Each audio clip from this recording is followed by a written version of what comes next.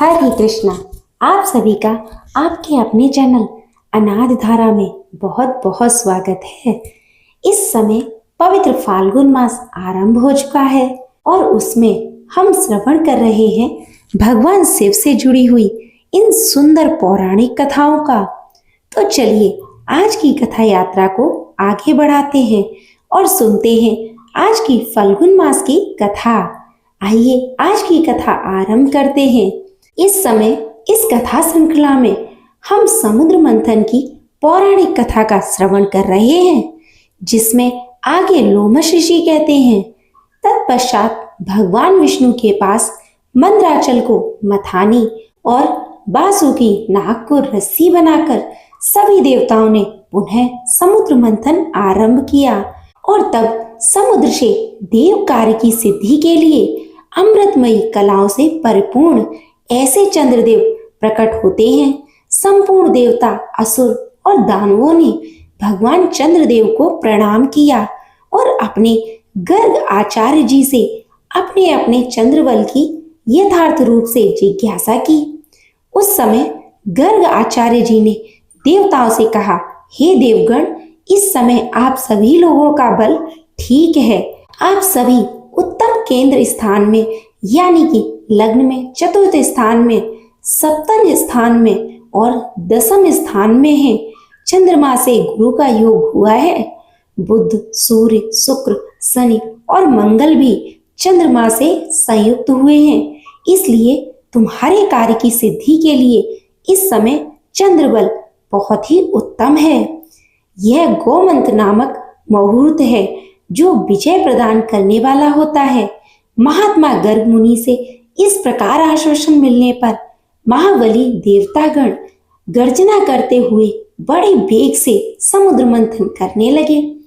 मथे जाते हुए समुद्र के चारों ओर बड़े जोरों से ज्वार भाटा उठ रहे थे।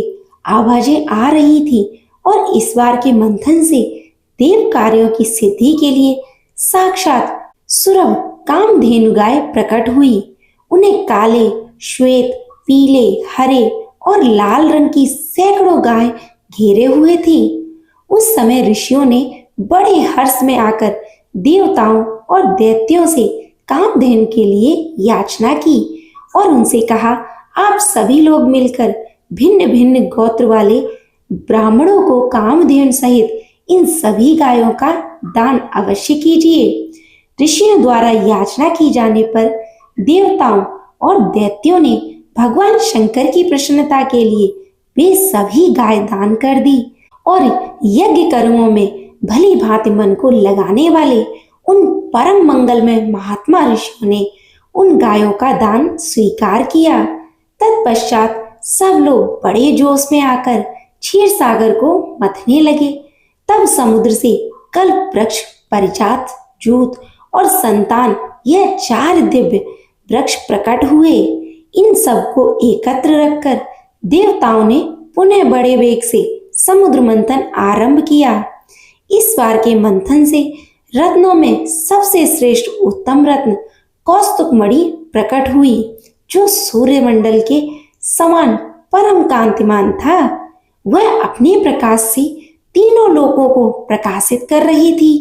देवताओं ने चिंतामणि को आगे रखकर कौस्तुभ का दर्शन किया और उसे भगवान विष्णु की सेवा में भेंट कर दिया।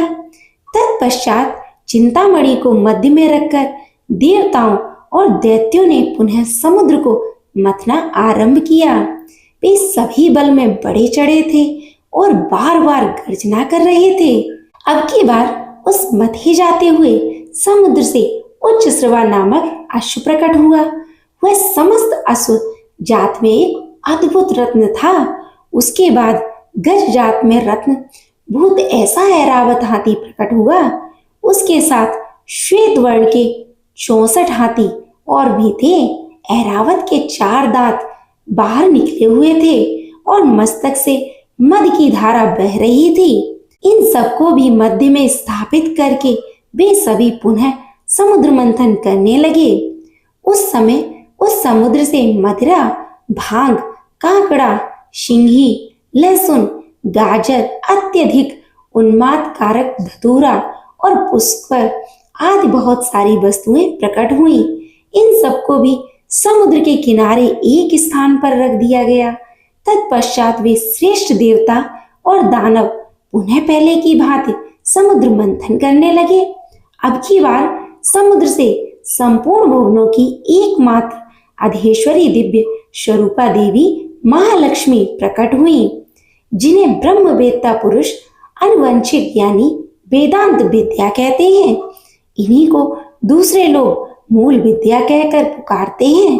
कुछ सामर्थ्यशाली महात्मा इन्हीं को वाणी और ब्रह्म विद्या भी कहते हैं। कोई कोई इन्हीं को रिद्धि सिद्धि आज्ञा और आशा नाम देते हैं। कुछ योगी पुरुष इन्हीं को वैष्णवी कहते हैं। सदा उद्यम में लगे रहने वाले माया के अनुयायी इन्हीं को माया के रूप में जानते हैं। जो अनेक प्रकार के सिद्धांतों को जानने वाले और ज्ञान शक्ति से संपन्न हैं, वे इन्हीं को भगवान की योग माया कहते हैं। देवताओं ने देखा कि देवी महालक्ष्मी का रूप अत्यंत सुंदर है। उनके मनोहर मुख पर स्वाभाविक प्रसन्नता विराजमान है। हार और नुपुरों से उनके श्री अंगों की बड़ी शोभा हो रही है। मस्तक पर छत्र तना हुआ है। दोनों ओर से चवर डुल रहे हैं, जैसे माता अपने पुत्रों की ओर से स्नेह और दुलार भरी दृष्टि से देखती है। उसी तरह सती महालक्ष्मी ने देवता दानव सिद्धचारण और नाग आदि संपूर्ण प्राणियों की ओर दृष्टिपात किया। माता लक्ष्मी की कृपा दृष्टि पाकर सभी देवता उसी समय श्री संपन्न हो गए।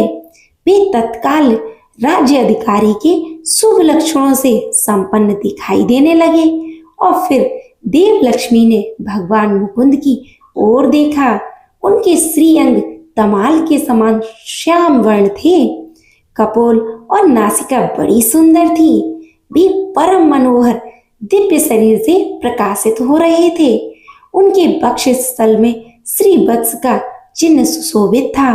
भगवान के एक हाथ में कौमुद की गदा शोभा पा रही थी। भगवान नारायण की उस दिव्य शोभा को देखते ही लक्ष्मी जी आश्चर्यचकित हो उठी और हाथ में बनमाला लेकर सहसा हाथी से नीचे उतर आई।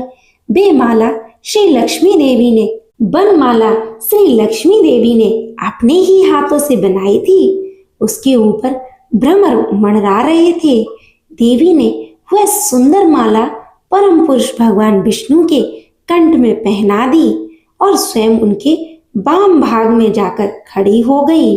उन शोभाशाली दंपति का वहां दर्शन करके सभी देवतागण, दैत्यगण, सिद्ध अप्सराएं, किन्नर और चारणगण परम आनंद को प्राप्त हुए और उनके साथ ही आज की हमारी इस फाल्गुन मास कथा श्रृंखला को यहीं पर विराम देते हैं।